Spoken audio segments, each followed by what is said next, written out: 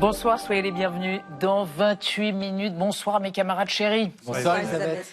L'actualité internationale, c'est l'ouverture hier d'une enquête pour crime de guerre après la mort d'une humanitaire française, Karine Buisset, 54 ans, tuée par un drone à son domicile de Goma la semaine dernière en République démocratique du Congo. Elle était chargée du programme de protection des enfants pour l'UNICEF. Dans cette guerre oubliée qui ravage l'est du pays depuis 2021, une guerre où s'affrontent l'armée congolaise et le mouvement rebelle M23 soutenu par le Rwanda, les Nations Unies sont indignées. Humanitarian personnel must never be a target. This is international law. It is not up for debate, nor is it up for negotiations. This is the second humanitarian worker killed in the DRC this year, and we're only, sadly, at the beginning of March. Pourquoi l'accord de paix signé en décembre entre le Rwanda et la RDC sous l'égide de Donald Trump n'est-il pas appliqué? Quels sont les enjeux économiques souterrains de ce conflit? Des terres rares, des minerais stratégiques, on en débattra ce soir et puis on vous retrouvera Marie Bonisseau et Xavier Mauduit dans la troisième partie de l'émission. Bonsoir à tous les deux. Elisabeth, bonsoir. L'île iranienne de Karg, on est au nord du golfe Persique. C'est par là que passe 90% du pétrole iranien exporté. Les États-Unis ont bombardé les infrastructures militaires et nous allons plonger dans l'histoire de cette île. Et vous, Marie? Moi, je vous raconte l'histoire d'un Allemand, un poil procédurier, qui attaque en justice un restaurant de tacos à New York pour cause de sauce épicée trop épicée.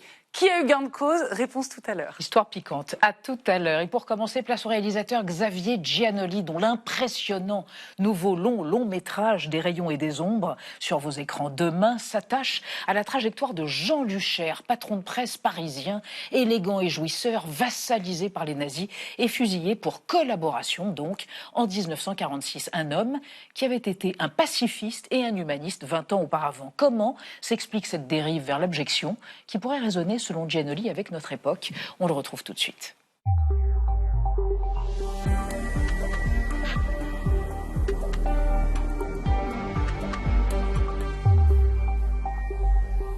Xavier Giannoli, bienvenue dans 28 minutes. Je vous présente Anna Ndiaye et Benjamin Sportouche.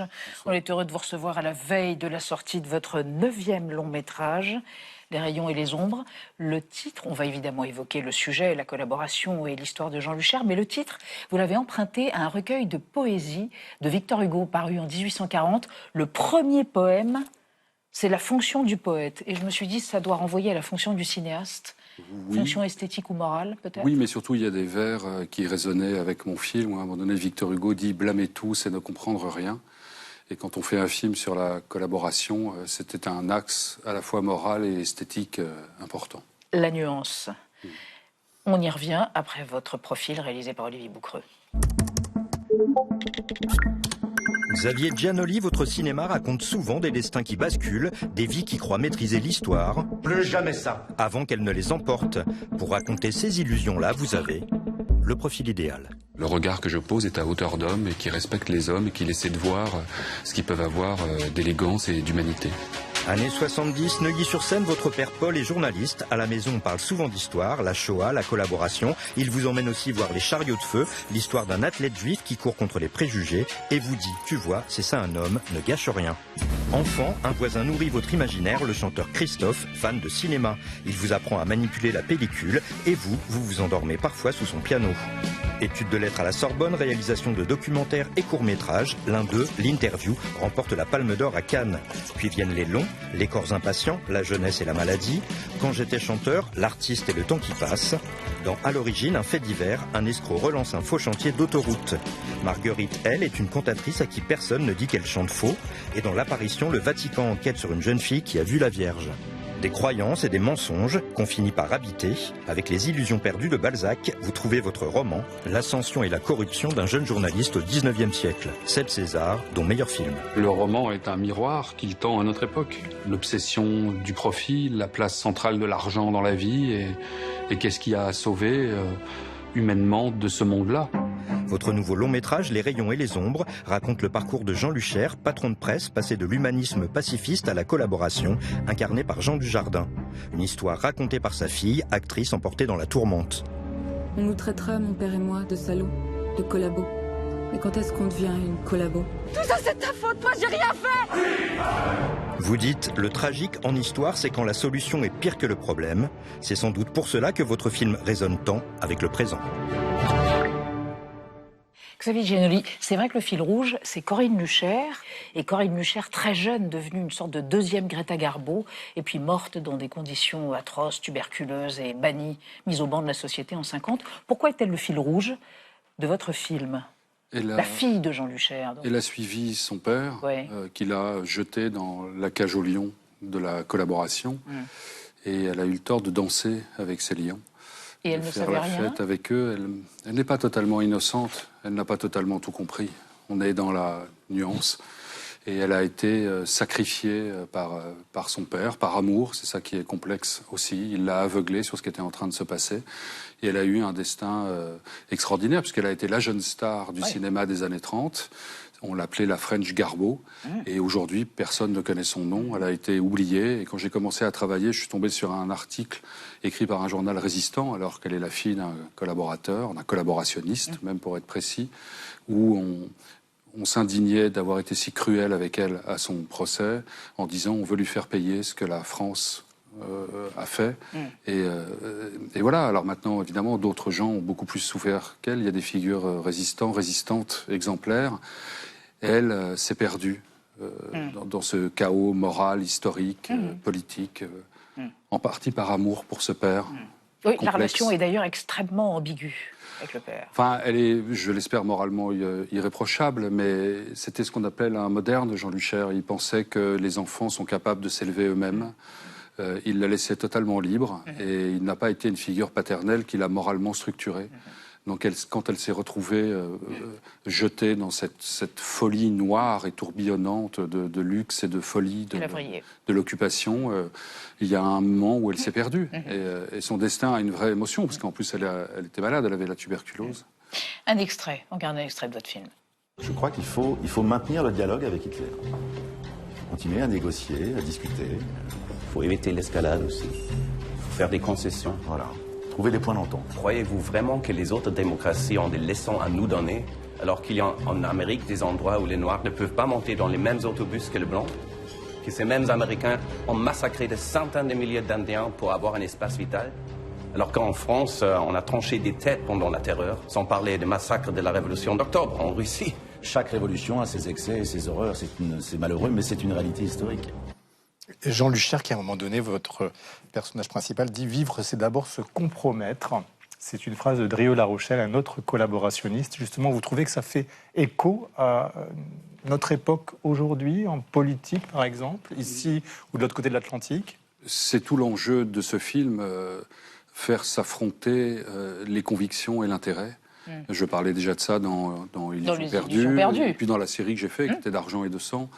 Il y a cette idée de mettre à l'épreuve des valeurs humaines, sociales, d'une société corruptrice, le pouvoir corrupteur de l'argent, de la vanité sociale, de l'opportunisme. Qu'est-ce qu'on a à gagner et à perdre, à se compromettre?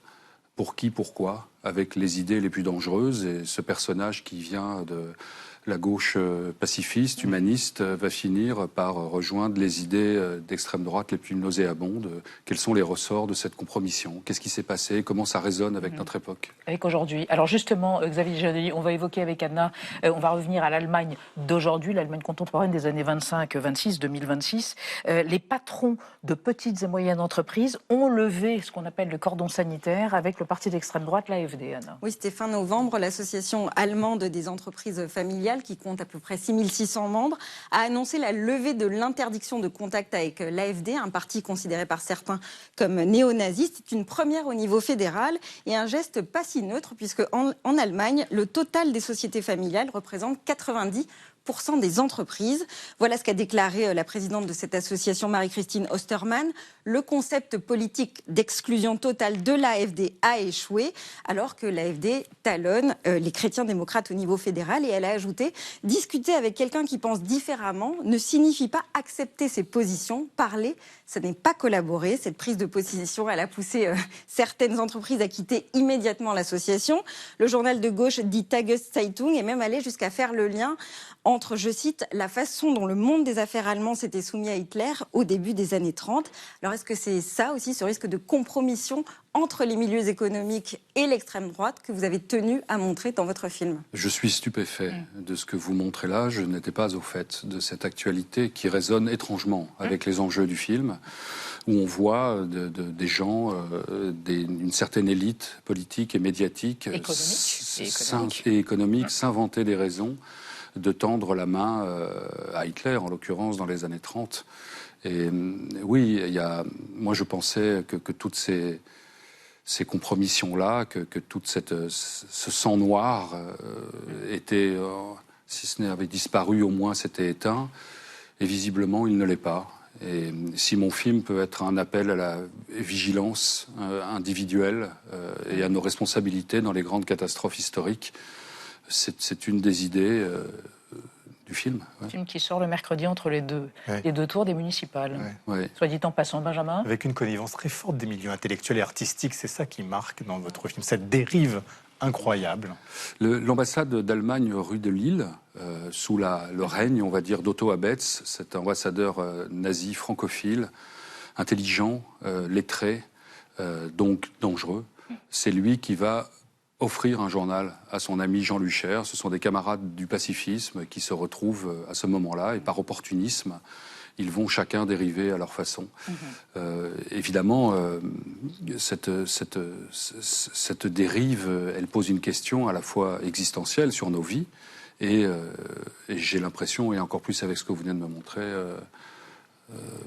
d'actualité. Ce n'était pas prévu, je travaille sur ce sujet depuis au moins 5 ou 6 ans. Je ne pouvais pas imaginer qu'au moment où on sorte mon film, on fasse des jeux de mots avec les noms juifs de certains politiques. Je ne pouvais pas imaginer ça. Xavier Giannoli, Patrick Modiano, dont le père, qui était un juif de Salonique, Albert, était traqué par la Gestapo pendant la guerre, et qui a écrit La place de l'Étoile, et qui a été le scénariste de Lacombe Lucien, le film de Louis Malle que vous aimez tant, a beaucoup écrit sur Jean Lucher et sur sa fille. Il appelait dans un de ses textes Corinne, ma pauvre petite sœur, et il disait, mais Jean Lucher était un homme de gauche, c'était absolument pas un antisémite. C'est pas du tout la même chose que Rebattet ou Brasillac. C'était pas du tout le même genre de figure. C'était une figure beaucoup plus trouble. Rien à voir. D'ailleurs, les collaborationnistes purs et durs, comme les noms que vous avez cités, Brasillac ou Rebattet, détestaient Jean Lucher. Il trouvait qu'il était trop tiède. Oui. Et d'ailleurs, il a recueilli dans son journal Suzanne Kaminker, qui est donc Simone Signoret, et dont le père était juif, et au procès de Jean Lucher, le père de Simone Signoret va apporter son soutien en disant cet homme n'était pas antisémite. Et pourtant, dans le film, on voit qu'à un moment, il écrit à Louis-Ferdinand Céline rassurez-vous, je suis devenu totalement antisémite. On voit un opportunisme antisémite qui fait peur et qui nous rappelle de quoi les hommes et la France a été capables. Une dernière question, un dernier mot. C'est le plus grand rôle de Jean Dujardin ? J'espère. C'est une très grande star. Oui. Pour moi, c'est avant tout un très grand acteur. Et là, il livre une performance tout en intériorité, en complexité. Moi, j'ai vu son œil devenir noir. Il s'est perdu, il a pris tous les risques. Et il vous a dit, emmène-moi le plus loin possible. Il m'a demandé, emmène-moi au bout de l'infamie, donc de l'humanité et de l'inhumanité de ce personnage. Et je crois qu'il livre une performance, enfin je l'espère, totalement inédite dans sa carrière et extraordinaire. Merci Xavier Giannoli. Merci de m'avoir reçu. Votre film, Les rayons et les ombres, donc dans toutes les salles de France, dès demain matin, mercredi 18 mars. Merci infiniment d'être venu. Dans 28 minutes, on va passer à notre débat sur la guerre à l'est de la République démocratique du Congo, guerre entre l'armée régulière donc et les rebelles du groupe M23 qui sont soutenus et financés par le Rwanda. 7 millions de déplacés, insécurité alimentaire chronique, le viol des femmes comme arme de guerre et il y a quelques jours la mort de l'humanitaire française Karine Buisset, victime chez elle d'une attaque de drone. Quels sont les enjeux de cette guerre oubliée et comment y mettre fin? On en débat après la mise au point de Sandrine Le Calvez.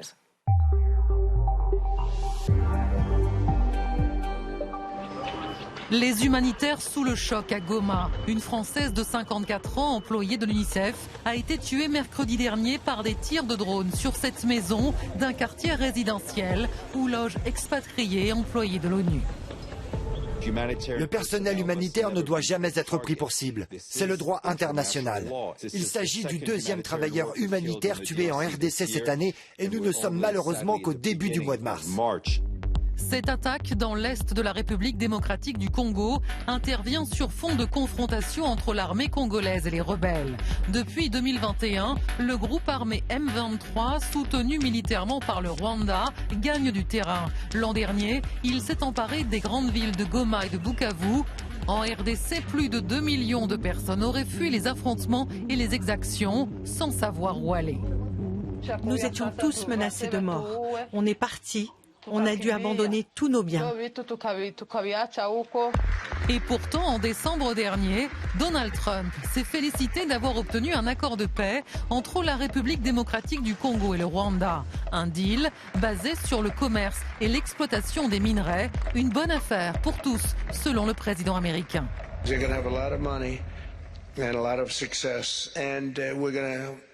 Take out some of the rare earth and take out some of the assets and pay, and everybody's going to make a lot of money.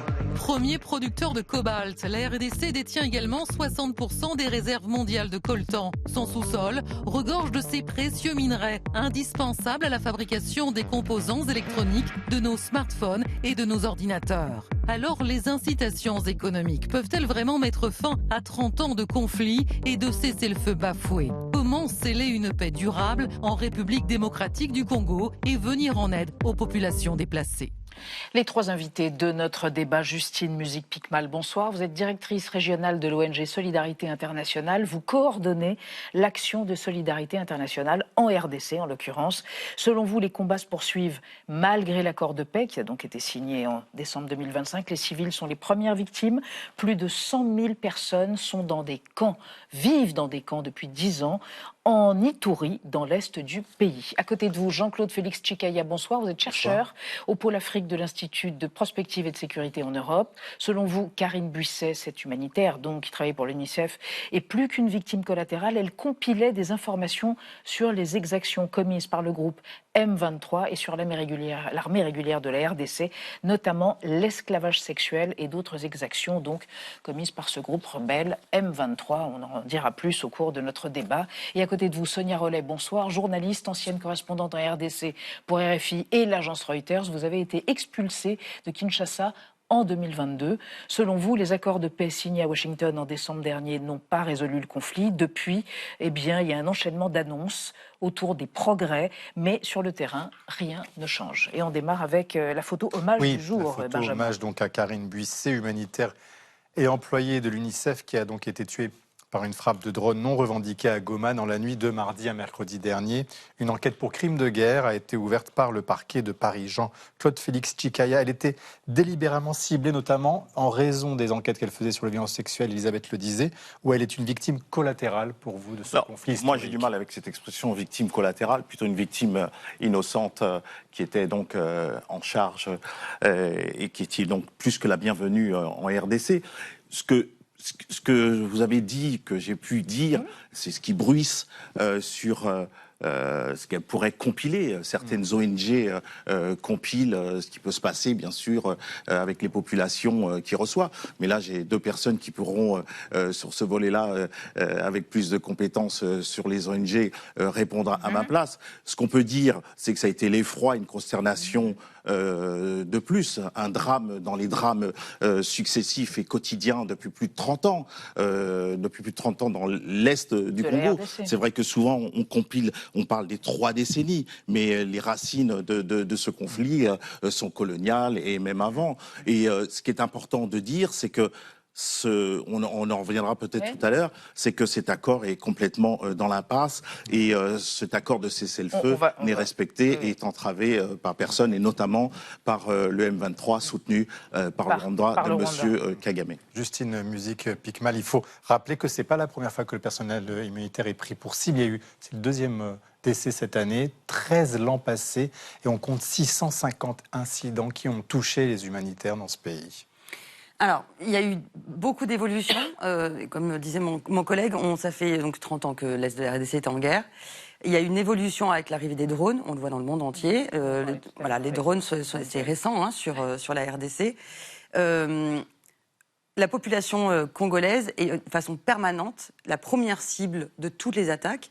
Et vu que les humanitaires ont travaillé avec les Congolais et pour les Congolais, on est forcément complètement dans les mêmes cercle d'insécurité. Les drones ont aussi endommagé il y a quelques temps une autre ONG l'année dernière en fin d'année sur un bureau un peu plus haut dans le Nord Kivu. C'est la première fois dans Goma que ça attaque dans Goma. Donc un drone attaque dans la ville de Goma, dans une des villes les plus surpeuplées d'Afrique. Alors, vous évoquez donc la nouveauté, les drones. D'ailleurs, il y en a en Iran, dans le conflit au Moyen-Orient. Il y en a qui sont utilisés en Ukraine. Vous nous en parlez, Anna? Oui, aujourd'hui, cet usage des drones. Tout à fait. Aujourd'hui, en RDC, ces drones, ils ont modifié en très peu de temps la nature des combats. Jusque-là, il était question d'une guerre d'infanterie plutôt classique, avec les forces rebelles qui dominaient le ciel congolais. Mais les choses ont changé avec l'arrivée de ces drones. 70 attaques recensées en 2025 et 31 rien que pour le mois de février 2026. L'armée congolaise, elle, s'est équipée en drones turcs ces 2 dernières années. On va les voir ici, les TAI Anka et les TB2.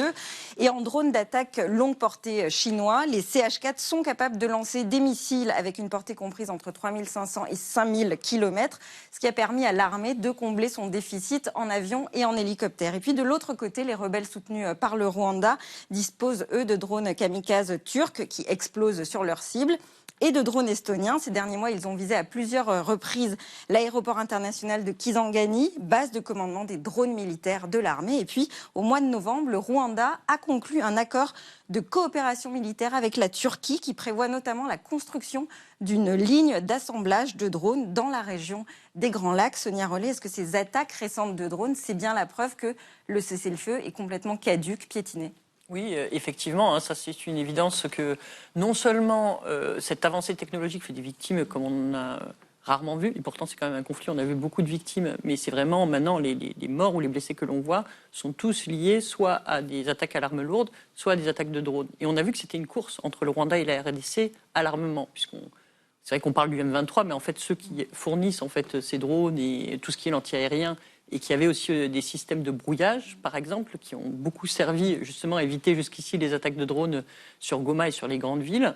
C'est le Rwanda qui les fournissait au M23 et qui est aussi en train de former le M23 à faire que ces attaques de drones soient aussi, puissent être aussi relayées par le M23 aujourd'hui. Donc tout le monde est sur ce niveau-là, tout simplement parce qu'en fait, il n'y a plus tellement de combats. Les combats au sol sont assez limités. On se retrouve avec des combats entre groupes armés, donc ça va être les Wazalendo qui sont un groupe armé allié au gouvernement congolais ou les rebelles hutus-rwandais des FDLR qui sont alliés aussi au gouvernement. Et de l'autre côté, le M23 qui se bat sur le terrain.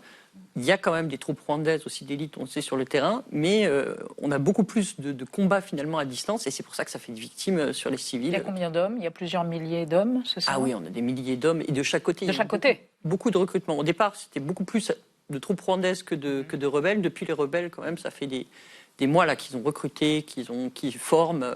Voilà, c'est une rébellion qui s'est mise en place petit à petit. Au début, le problème était limité. Encore, on pouvait dire il y a un an que le problème était assez limité, 1 an et demi. Mais là, aujourd'hui, on se retrouve avec des milliers, voire des dizaines de milliers d'hommes sur ce terrain. Et ça sera compliqué à résoudre. Ouais. Jean-Claude Félix Tshikai, qu'on comprenne bien, c'est le Rwanda qui est impliqué, qui s'est impliqué dans ce conflit, qui est très présent sur fond aussi de génocide dans ce pays il y a quelques années. Donc tout ça a un contexte historique. Il y a un contexte historique, il faut faire attention avec le mot génocide. C'est-à-dire que beaucoup de réfugiés, pendant le génocide, se sont réfugiés au Congo, et notamment une partie armée par rapport au génocide.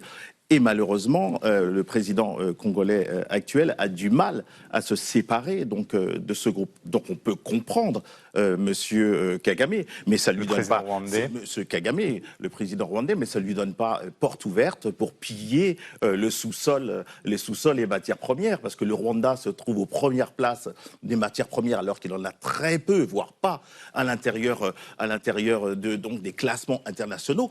Pareil pour M. Museveni, président de l'Ouganda, qui lui aussi... Pays voisin aussi. Donc c'est pas seulement une problématique RDC-Rwanda, c'est régional, voire continental, avec les multinationales qui ne parlent pas trop, voire qui se taisent, parce que parfois ils peuvent avoir des prix discount. Et puis ce qui est pris en RDC est acheminé donc Rwanda. Et d'ailleurs, les accords de M. Trump signés par M. Kagame, c'est comme s'il validait ce que faisait de manière frauduleuse le Rwanda. Donc c'est habile, mais ça bafoue le droit international et tout ce qui génère tous ces morts au quotidien. Oui, et 7 800 000 personnes déplacées. Hein. Et alors, vous parlez de cet accord de paix qui a été signé entre les deux parties sous les auspices de Donald Trump en décembre dernier, donc tout récemment, et le président américain s'en félicitait, bien sûr. Écoutez. Spent a lot of time killing each other, and now they're going to spend a lot of time hugging, holding hands, and taking advantage of the United States of America economically like every other country does. And I think they're going to get along really well, so I hope so. Ouais, du moins, je l'espère, sauf qu'il y a une atmosphère glaciale entre les deux, hein, Sonia Rollet. Ils ne vont pas se serrer la main, les deux hommes. Donc, c'est un signe précurseur que le conflit ne s'arrête pas à ce moment-là. C'est deux pays, deux parties qui sont irréconciliables à ce jour. Ah oui, là, en fait, ils signent des accords, ils en signent, ils se voient. Même le M23 et le gouvernement se sont vus régulièrement à Doha ces derniers mois. Il y a des annonces qui sont faites par les médiations. Donc, on avait la médiation de Doha et puis la médiation de Washington dans ce dossier. Puis après, la médiation africaine aussi qui était là. Mais en fait, la réalité, c'est qu'ils signaient pour ne pas respecter. Le premier accord, d'ailleurs, qu'ils ont signé, qui était en juillet, c'était un accord entre le Rwanda et le Congo, qui était en fait un accord négocié à l'époque par la médiation angolaise, repris tel quel par les Américains, qui n'arrivaient même pas à les faire négocier à ce moment-là, et où ils ont dit simplement, vous vous engagez à respecter ce que vous étiez déjà engagé à respecter. Et tout le monde avait annoncé un accord incroyable sous l'égide des États-Unis. Mais c'était entièrement faux. Tous les calendriers qui ont été donnés n'ont jamais été respectés. Il devait y avoir des échanges de prisonniers, jamais respectés. Il devait y avoir le développement de missions sur le terrain pour observer le cessez-le-feu, jamais respecté. Le cessez-le-feu, jamais respecté. Donc là, c'est vrai que on est sur quelque chose où c'était... alors, il y a quand même, du côté des Américains, quelque chose qui existe, c'est-à-dire une pression sur les deux pays qui fait que chaque fois que le M23 et le Rwanda avancent trop, et notamment trop vers ces ressources minières qui sont aussi au Katanga et dans le Lualaba, donc au-delà des limites pour l'instant du M23 et du Rwanda, mais qui sont pas très loin, qui sont aux portes et qui intéressent beaucoup les Américains. Là, les Américains mettent un coup d'arrêt quand ça devient des grosses exploitations minières. Mais bon, en tout cas, à part cette pression-là qui fait que le M23 se retire et le Rwanda se retire... Rien n'évolue. Et pendant ce temps-là, Justine Musique-Piquemal, les femmes sont victimes de viols conçus comme des crimes de guerre. Je crois qu'en 2025, il y a eu 80 000 victimes de viols, un tiers étant des adolescentes. Les chiffres sont largement sous-estimés. Exactement. La guerre en RDC, c'est une arme de guerre depuis 30 ans. Le viol est une arme de guerre depuis 30 ans sur la RDC. On a des dizaines de groupes rebelles sur la RDC. On dit chez nous, celui qui comprend la RDC, c'est qu'il n'a pas compris la RDC. Donc c'est assez clair. Il y a des groupes partout. Et l'arme de guerre sur les femmes et sur les enfants, le viol massif, façon régulière, arrive tout le temps. Et en même temps, Jean-Claude Chikaya, début mars, les Américains ont pris de nouvelles sanctions contre l'armée rwandaise. Donc ça veut dire que est-ce qu'ils ont choisi leur camp ou pas, les Américains, où ils jouent double jeu là? C'est tellement clair que le Rwanda est plus qu'impliqué, comme on vient de l'expliciter, et il soutient donc le M23 et donc ceux qui ont bafoué donc en premier les accords de cessez-le-feu, c'est le M23, c'est qui a soulevé le courroux de monsieur Trump, qui signe aussi, il faut bien le dire, ces accords de paix qui sont plus des accords de paix géopolitiques et économiques, voire ultra libéral.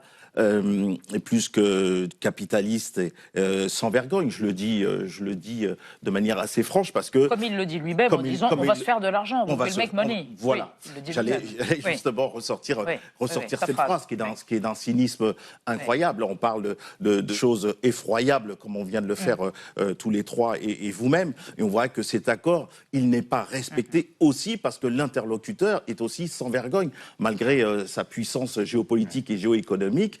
La RDC aussi, le théâtre géoéconomique et avec la Chine et d'autres puissances, et aussi les voisins qui ne sont pas, et notamment l'Ouganda, qui essaie de se faire discret sur le plan médiatique et géopolitique. Mais on voit bien que c'est beaucoup plus multidimensionnel et multiforme, ce conflit.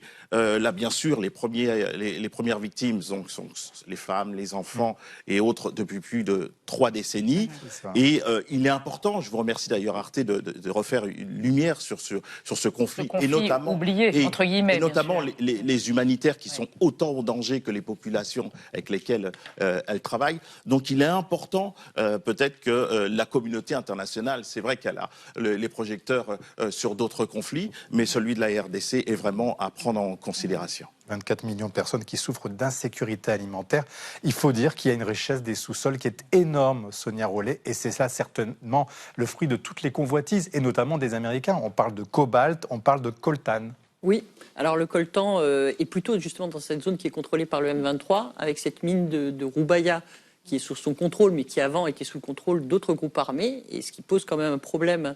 À quoi ça sert le coltan? Ça sert au téléphone portable, moteur électrique. Voilà, c'est ça, pour les ordinateurs, etc. Donc ça sert aux majors de la tech, c'est-à-dire Apple, Samsung, au bout de la chaîne. Huawei, etc. Et c'est quand même un gros contributeur en termes de coltan. C'est à peu près, enfin, il peut y avoir des chiffres, mais si on est conservateur, on va dire 20% de la production mondiale de coltan. Donc ça reste énorme. On a toujours eu des problèmes en fait de traçabilité de ces minerais. D'ailleurs, il y avait eu une plainte qui avait été déposée par le gouvernement congolais contre Apple pour justement blanchiment en fait de ces ressources minières juste avant ce conflit-là, donc qui existait déjà. Et surtout, il y a des richesses qui intéressent les Américains, mais qui aujourd'hui sont les richesses qui ne sont pas dans la zone contrôlée par le M23, c'est-à-dire c'est le Katanga, où aujourd'hui on voit arriver le DFC, qui est une institution créée par les États-Unis, qui, avec d'autres acteurs et notamment des entreprises américaines, qui viennent pour investir dans les quelques mines qui n'étaient pas sous le contrôle des Chinois. Et qui viennent chercher quoi? Ils viennent chercher du lithium, ils viennent chercher du cobalt. Et le problème, c'est qu'ils viennent avec des acteurs, ou ils viennent pour soutenir des acteurs qui sont en fait liés à des réseaux de corruption. Et qui sont et sur des scandales de corruption qui sont énormes. Et au-delà des scandales de corruption, Justine Musique-Picmal, il y a aussi des conditions de travail qui sont proches de l'esclavage moderne, des histoires de déforestation, enfin sur le plan environnemental et des droits humains, c'est un saccage. Alors oui, et en fait c'est compliqué pour, je pense, tout le monde de comprendre comment ça fonctionne en RDC, mais en fait l'est du Congo, c'est un maillage de petits États avec donc des groupes rebelles dont on parlait juste avant, et en fait, il n'y a pas de protection des droits humains dans toute cette discussion. Il n'y a pas de protection des humains. Quand on parle d'un drone qui tape sur Goma, le quartier dans lequel a tapé le drone, c'est un quartier dans lequel habitent des Congolais. Donc, habitent des humanitaires, habitent des Congolais. Donc oui, il y a un groupe qui vit là-bas. Et en même temps, c'est une zone extrêmement habitée. Mes collègues de travail travaillent là-bas. À propos des mines, les conditions de travail dans les mines, c'est des conditions moyenâgeuses. Il n'y a pas de cadre de travail, en fait. Des enfants en bas âge vont travailler dans les mines. Il n'y a pas de cadre de travail aujourd'hui sur ces zones-là. On est sur des mines artisanales, beaucoup. Et même sur les mines qui ne sont pas artisanales, qui sont industrielles, on a de l'artisanal qui se fait dessus. Donc il y a toujours des enfants qui travaillent dans les mines partout. Donc dès qu'il y a des écroulements, des glissements de terrain, en fait, il y a beaucoup de morts, et notamment des enfants. Parmi les enfants et parmi les mineurs. C'est pas nouveau. On va évoquer la richesse des sous-sols en RDC qui suscite depuis des années la convoitise des uns et des autres. Retour en 97, quand le pays s'appelait encore le Zaïre, Laurent Désiré Kabila venait d'enverser le régime de Mobutu. Et là, c'est la ruée vers l'or. Ils se sont remis à la tâche comme si de rien n'était. Dès sa prise de contrôle des mines d'or à l'est du Zaïre, Laurent Désiré Kabila a ordonné aux orpailleurs de reprendre le travail. Sur ce travail, il lèvera des impôts comme le faisait Mobutu. Il lui faut bien faire tourner sa machine de guerre. La zone que Kabila et ses hommes contrôlent déjà regorge d'or. Son objectif annoncé désormais, le sud est la ville de Lubumbashi, capitale du cuivre et du cobalt. Sur la route de Kinshasa ensuite, il y aura les mines de diamants, du Kassai. Pour ces 3 derniers, le Zaïre reste incontournable. Premier producteur mondial de cobalt, 2e de diamant, 5e pour le cuivre. Un véritable scandale géologique que ce Zaïre, à se demander comment un pays au sous-sol si riche a pu tomber aussi bas. Et aujourd'hui, Jean-Claude Félix Tchikaya, si on en croit l'accord de paix qui a été signé, ce sont vraiment les entreprises américaines qui devraient en bénéficier de cette exploitation Pas seulement. Qui d'autre Le Rwanda en tire son épingle du jeu. Comme j'ai dit tout à l'heure, sa valise qui prenait frauduleusement. La Chine est déjà présente aussi. La Chine est déjà plus que présente. Et d'autres, c'est vraiment... La Russie n'est pas loin. Et puis d'autres. Ce qu'il faut comprendre, ce qui a été dit et souligné, c'est quand même la faillite des gouvernements et des présidences successives. C'est important parce que là, on a vu la carte de la RDC, c'est à peu près, sur le plan de la superficie, l'Union européenne.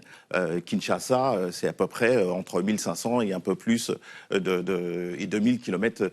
Goma, l'Interland est complètement, pas toujours efficace. Et c'est pour cela aussi que d'une manière habile, tout ce qui est pris frauduleusement, c'est un euphémisme, va vers le Rwanda, qui va rester de manière extraordinaire un des plus grands producteurs, entre guillemets, de cobalt et autres. Sonia Rollet, cette exploitation minière dont on parle, c'est celle qui permet aussi de financer les groupes armés ? Oui. C'est clair que c'est une bonne source de financement. D'ailleurs, comme tout ce qui est barrière, parce qu'il y a des commerçants qui sont là, et puis il y a des barrières qui sont installées et qui permettent aussi aux groupes armés de tenir. D'ailleurs, c'est l'une des raisons. Au début, on a vu que le M23 se tenait un peu éloigné des mines quand ils pensaient pouvoir négocier assez facilement un accord de paix au tout départ. Et puis à un moment, parce qu'ils ont grossi, ils ont eu besoin de ressources et que le Rwanda n'a pas forcément complètement les moyens de ça, et on a vu qu'ils se sont mis à exploiter. Et puis là, on a une quarantaine quand même d'exploitations qui sont de l'artisanal, mais qui sont quand même des exploitations qui... Et on sait à peu près combien elles rapportent, ces mines ? On a quelques estimations de l'ONU, mais franchement, c'est pas assez par rapport à ce qu'on voit. On voit que c'est vraiment énormément, et notamment pour l'or, qui est beaucoup plus difficile à tracer. C'est compliqué, mais c'est des centaines et des centaines de milliers, voire des millions de dollars qui sont...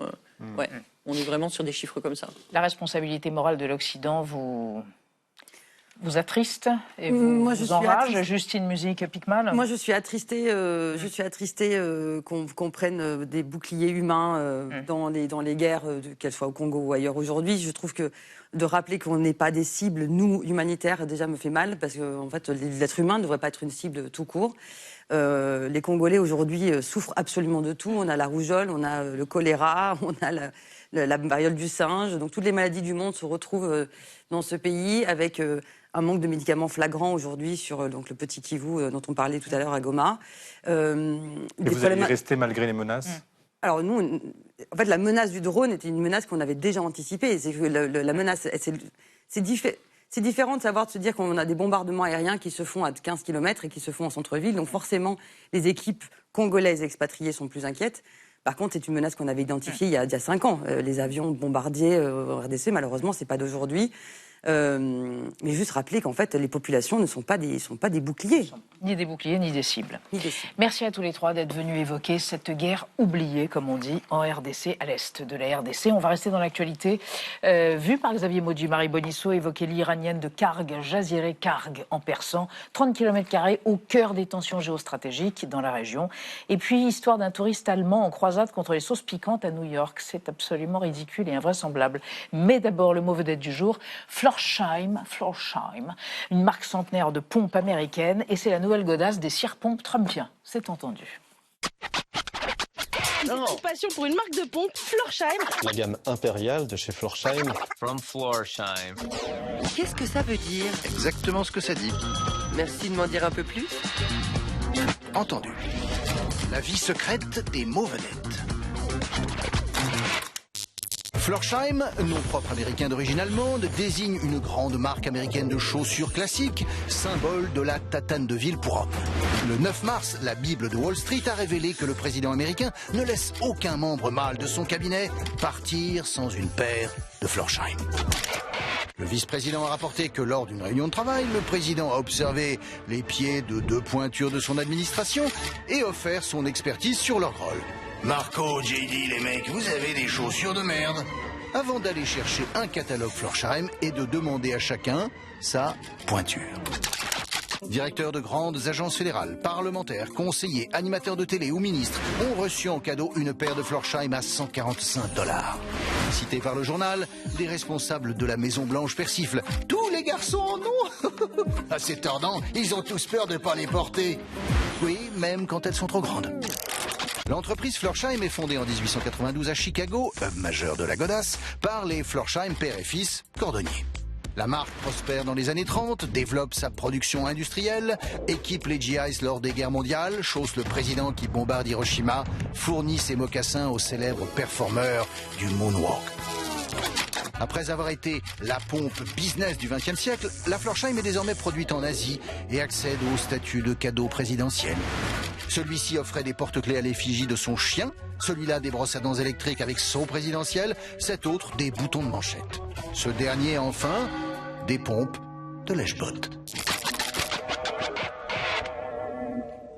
Montrez vos pieds. Bon, non, mais non, surtout pas. Marie Bonisso, Xavier Maudieu, lors de vos chroniques. Xavier, alors, les États-Unis ont détruit les sites militaires de l'île de Karg, où l'Iran réalise 90% de ses exportations de pétrole. On y va ? Allons. Sur l'île de Karg, en avril 1958, Elisabeth, c'est à ce moment-là que l'archéologue français Roman Geschman visite cette île. C'est une île iranienne, il faut le dire, et il s'y rend à la demande d'un consortium qui exploite le pétrole dans la région. Il est aux mains des Britanniques, des États-Unis, des Français, des Pays-Bas. Et au moment de réaliser un grand port pour accueillir des pétroliers géants, ce consortium se dit on va faire appel à un spécialiste qui va nous faire l'état des lieux, des vestiges anciens sur cette île. C'est une île qu'on connaît depuis longtemps, Xavier ? Alors, oui, on la connaît. Et puis surtout, Geschman, quand il arrive, aussitôt, il se dit mais c'est normal que le consortium ait choisi cette île parce que c'était déjà le cas pour les marins de l'Antiquité qui avaient choisi ce site absolument remarquable. D'ailleurs, tout de suite, il identifie un temple qui l'imagine être dédié au dieu grec Poséidon. Il voit également des tombes romaines qui sont sous l'influence de Palmyre. Et Geschman, qui est chef de la mission archéologique en Iran, décide de mener des fouilles. On est en 1959, 1960. Il voit la présence ancienne, cette occupation qui remonte à l'âge de bronze avec des tombes dites mégalithiques. Ce sont des tombes qui relient cette île à la civilisation mésopotamienne. Et il continue à chercher. Il trouve des graffitis en araméen. Vous savez, l'araméen, c'est la langue parlée par Jésus. Mais il fouille et il trouve un monastère. Alors, un monastère et une église qui datent de la période pré-islamique, c'est-à-dire on est avant le 7e siècle. Et ça confirme la présence ancienne des chrétiens dans la région. Vous l'avez compris, l'île de Karg, c'est un carrefour millénaire entre les civilisations, un lieu d'échange, de commerce et de rencontre entre le monde chrétien, le monde musulman. Et puis, ça va jusqu'en Inde, cette histoire-là. Alors, quand les routes sont coupées, ce qui correspond au Moyen-Âge en Occident, l'île de Karg demeure un lieu de commerce, alors cette fois entre le monde musulman et les Indes. Et quand ces routes sont réactivées, ça y est, les Hollandais arrivent, prennent possession de l'île au XVIIIe siècle. À un moment, elle est même française, fin XVIIIe siècle, début XIXe siècle, et puis elle devient anglaise. Et c'est là, peu à peu, et au XXe siècle, bien sûr, que cette île devient le port principal d'exportation du pétrole iranien, et la construction de ces immenses infrastructures détruisent tous ces vestiges, donc détruisent une grande partie de cette histoire, et c'est pourquoi les fouilles menées par Geschman sont si importantes. Alors on retrouve encore des choses, on a retrouvé une tablette cunéiforme de temps en temps, mais grâce à Geschman et ses fouilles des années fin 50, début 60, on a un véritable gisement d'une histoire, hélas, engluée dans le pétrole. Roman Geschman. Roman Geschman. Bravo. Merci Xavier d'avoir évoqué cette figure de l'archéologie. Alors Marie, après une semaine de vacances à New York, un touriste allemand accuse la ville de l'avoir traumatisé gustativement. Oui, un cauchemar. Faisal Mans, c'est son nom, a vécu un véritable cauchemar pendant cette semaine du mois d'août 2024 à Times Square. C'est le média new-yorkais, bien renseigné, gothamiste, qui a eu longtemps au téléphone cet ingénieur allemand d'une petite ville du sud de Stuttgart pour qu'il raconte en détail les terribles mésaventures qui l'ont conduit à réclamer pas moins de 20,1 millions de dollars de dommages et intérêts pour les préjudices qu'il a subis à New York. Je dis les préjudices parce que Faisal a déposé 3 plaintes différentes. La première contre le Los Tacos No. 1 de la 43e rue de Manhattan. Faisal y a commandé 3 tacos et a généreusement arrosé son porc mariné de salsa verde qui était proposé en libre service par le restaurant. Un croc, et c'est le choc. Je vous lis la plainte, brûlure, nausées, rougeur. Ma montre connectée indique alors une accélération de mon pouls. Se souvient Faisal, qui reproche donc à l'Ostakos No.1 de ne pas avoir mis d'étiquette. Attention, ça pique, sur de la sauce piquante. S'ensuit, pardon, je rentre dans les détails, plusieurs jours de diarrhée et d'aphtes buccaux. C'en est trop. Bon appétit. Faisal, qui n'a pas d'avocat, mais qui étudie le droit à temps partiel, porte plainte et réclame donc, là on en est à $100 000 de dommages et intérêts. Il aurait pu remonter la pente. Profiter de ses derniers jours de vacances aux États-Unis. Mais oui, il a mal à la langue. Il aurait pu aller mieux, mais le supermarché Walmart de Secaucus dans le New Jersey en avait décidé autrement. Faisal fait ses emplettes un après-midi. Il tente de connecter son téléphone au réseau de Wi-Fi du magasin. Impossible, il faut un numéro de téléphone états-unien. Deuxième plainte contre Walmart cette fois-ci. Pour discrimination envers une personne de nationalité étrangère, en l'occurrence allemande.